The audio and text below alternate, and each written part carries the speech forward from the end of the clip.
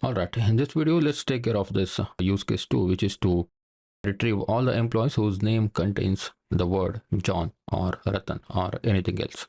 Okay, so let's go back to our filters.py. You know what, we don't have to do anything to this employee filter, employee view set, because we have already set the filter set class is equal to employee filter, right? Whatever we want to do is inside this employee filter. Okay, so the designation is done now. So next thing what we need to do is employee name, right? So employee name is equal to Django filters dot again char filter. This time the field name is equal to employee name. So this employee name should be proper. Okay, so where is the model? Yeah, here it is, employee name. Okay, and this time the lookup expression will be I contains. Okay, and after that you simply pass this employee name and refresh. You go back to this employee view set list and you see all the data, and when you click on this filters and you see employee name contains, right? So if I say Ratan, submit, and you see the employee name contain Ratan, right? So that's why it is giving me the result with the employee name Ratan Kumar. Okay, now what if I try to something else? David. Okay, so let's pass this one, David, and submit, and you see we have two data. Okay, so employee name Anna David is one and employee name David Miller is second one, right? So this is working. And you know what if I want to put both the filter, like the name should be David and he should be software engineer, right? So let's try this. Software engineer, submit, and you see we got the single data, which is the David Miller and software engineer. Okay, so that's how we implemented the use case second. And next, use case 3, filter employees by ID range. Okay, so which means the retrieve all employees with IDs between emp002 to m006. You know what, this emp002 and emp006 are the char field, right?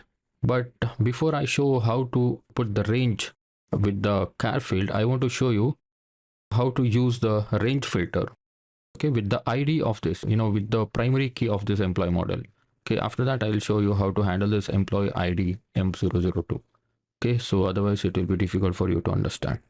Okay, so now what I'll do is I will again go to my filters.py.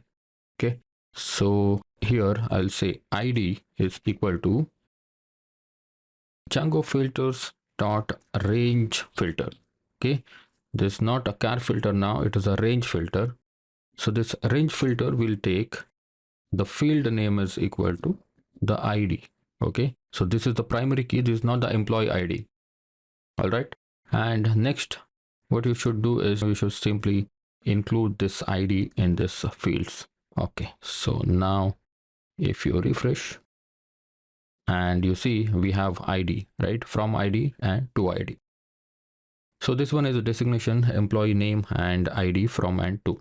Now let's say if I want to take the ID from 2 to 8, from 2 to 8, submit, and you see I think I don't have ID 3, 4, 5, 6, 7 because I have deleted it while I was testing.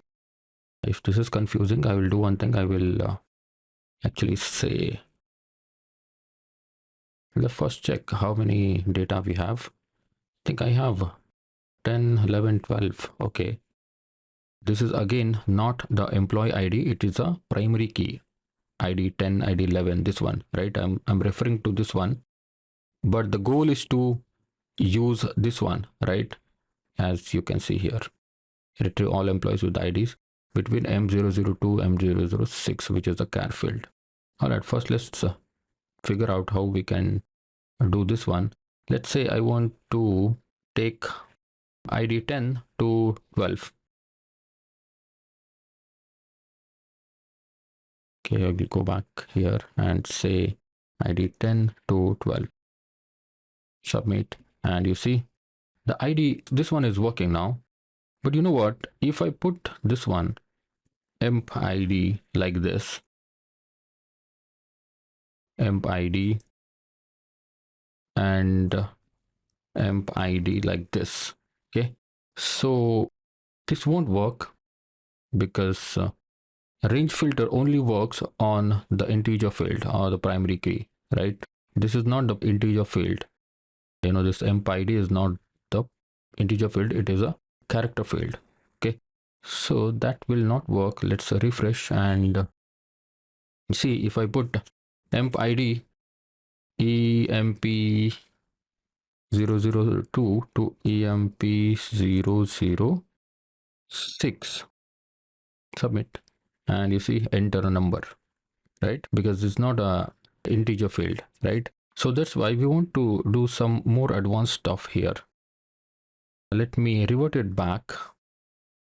Let it be ID. Okay, wait. Okay, let it be ID, and let's once again go to employee list and let's try to get 228. Submit, and you see the data, right? But if you notice here in the query parameters, we have something like ID min and ID max, right? So this is currently accepting the integer values, but we want this to accept the character values as well, so that we can pass emp002 and emp006, right? So we want to now play with this ID min and ID max, okay, so that we will be able to filter down the employees with the. So we will do that custom things in the next one.